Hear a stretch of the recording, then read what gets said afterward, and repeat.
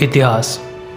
इतिहासाचा अभ्यास कोणासाठी आवड, कोणासाठी निवड, कोणासाठी जीवन तर कोणासाठी सर्वस्व. आणि मग ही लोक इतिहासात एवढं रमून जातात की त्याला काय सीमारेषा उरतच नाही. असाच आज इतिहास मी तुम्हाला सांगणार आहे मित्रांनो. थंबनेल बघून तुम्हाला कळालंच असेल की मी आज कोणाबद्दल बोलणार आहोत. थोर व्यक्तिमत्व, आद्य समाजसुधारक आणि कर्माचे श्रेष्ठत्व सांगणारे संत बसवेश्वर महाराज. कर्नाटकाच्या धार्मिक, सामाजिक, सांस्कृतिक आणि साहित्यिक इतिहासात संत महात्मा बसवेश्वरांचे योगदान अत्यंत महत्त्वाचे मानले गेले आहे. आद्य समाजसुधारक तसेच कर्माचे श्रेष्ठत्व सांगणारे आणि वीरशैव धर्माचे पुनरुज्जीवन करणारे थोर विभूती म्हणून संत बसवेश्वर यांच्याकडे पाहिले जाते. वैशाख शुद्ध तृतीया म्हणजेच अक्षय तृतीया दिनी इसवी सन 1105 मध्ये बसवेश्वर यांचा जन्म झाला. धर्म, समाज, तत्त्वज्ञान, वाङ्मय, राजकारण अशा क्षेत्रांतील त्यांचे कार्य क्रांतिकारक स्वरूपाचे आहे. भारताच्या धार्मिक, सांस्कृतिक, साहित्यिक, शैक्षणिक, राजकीय व सामाजिक जीवनातील ज्येष्ठ समाज परिवर्तनवादी युगपुरुष म्हणून संत बसवेश्वर यांच्याकडे पाहिले जाते. महाराष्ट्रातील सोलापूर येथे मंगळवेढा येथे त्यांनी तब्बल 31 वर्ष वास्तव्य केले. बसवेश्वरांनी मंगळवेढ्यातूनच लिंगायत धर्माची स्थापना केली आणि धर्मप्रसारासाठी श्रवणबेळगोळा, बसव कल्याण या कर्नाटकातील प्रदेशात आले. लिंगायत समाज बसवेश्वरांना शिववाहन नंदीचा अवतार मानतात. बसव, बसवाण्णा, बसवराय अशा नावांनी ते प्रसिद्ध होते. बसवेश्वर जयंतीनिमित्त संत बसवेश्वर यांच्या कार्याचा घेतलेला अगदी थोडक्यात आढावा. लहानपणापासूनच बसवेश्वरांनी कर्मठ रूढी परंपरांना तीव्र विरोध केला. जातीभेद, अस्पृश्यता या गोष्टी त्यांना अजिबात आवडत नसत. वयाच्या 8व्या वर्षी ज्ञानप्राप्तीसाठी ते घराबाहेर पडले. मलप्रभा कृष्णा नदीच्या संगमावर असलेल्या कुडल संगम या क्षेत्री येऊन ते राहिले. तेथे त्यांनी अध्ययन सुरू केले. बसव हे निस्सीम शिव उपासक होते.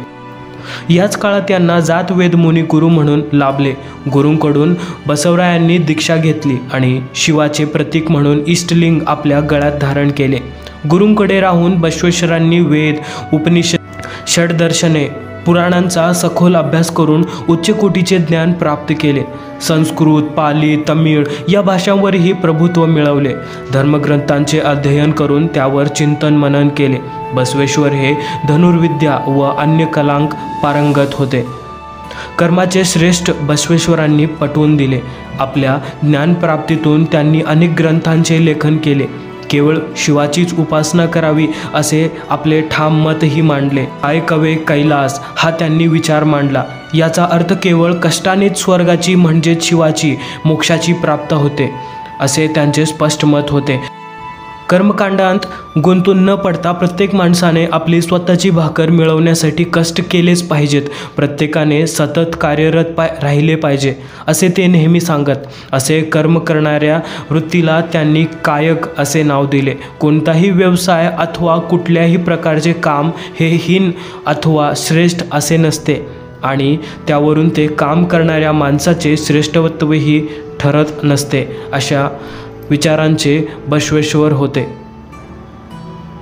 गुरु, जात, वेद मुनींनी बसवेश्वरांना ज्ञानप्रसारासाठी आणि वीरशैव धर्माच्या प्रचारासाठी दक्षिणेतील कलचुरी या ठिकाणी पाठवले. बसवेश्वरांनी या काळात अनेक लोकोपयोगी कामे केली. अनेक अनिष्ट चालीरीती बंद केल्या. बालविवाहाला कडाडून विरोध करून विधवा विवाहाला मान्य दिली. बसवेश्वरांनी शिवानुभव मंडप नावाचा अंतरोग म्हणजे जातीयवाद. बसव अण्णांनी 12व्या शतकाच्या प्रारंभीच जाती अंताचा लढा आचरणातून आरंभिला होता.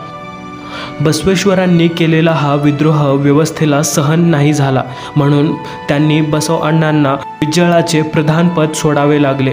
बसवेश्वरांनी आपल्या वीरशैव लिंगायत धर्मात ज्या तत्त्वज्ञानाचा, आचार, विचार, नीतीचा सदुपयोग केला त्याचाच उपयोग काही शतकांपूर्वी वर्धमान महावीर आणि गौतम बुद्धांनी केला होता.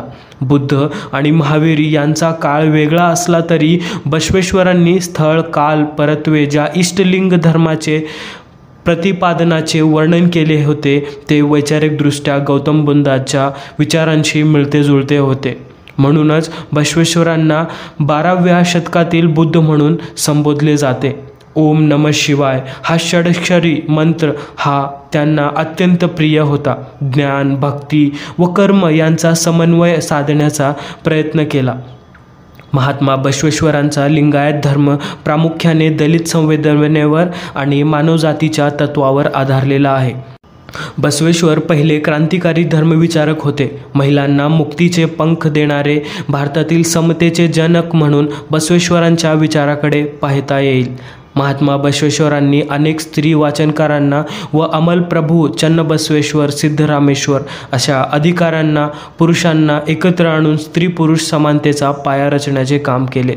बसव अण्णांनी जो पाया रचला त्यावर खऱ्या अर्थाने कळस चढविण्याचे काम वैराग्य योगिनी अक्कमहादेवी, अयदक्की, लक्कमा, रेवमा यांच्यासारख्या स्त्री वचनकारांनी केले आणि या अशा कार्यामुळे बसवेश्वरांना विश्वगुरू, विश्वविभूती, भक्ती भंडारी, क्रांतिकारी, महामानव, वचनाकार, महात्मा अशा पदव्या मिळाल्या. मित्रांनो, ही होती संत बसवेश्वर महाराज यांच्याबद्दल थोडीशी माहिती.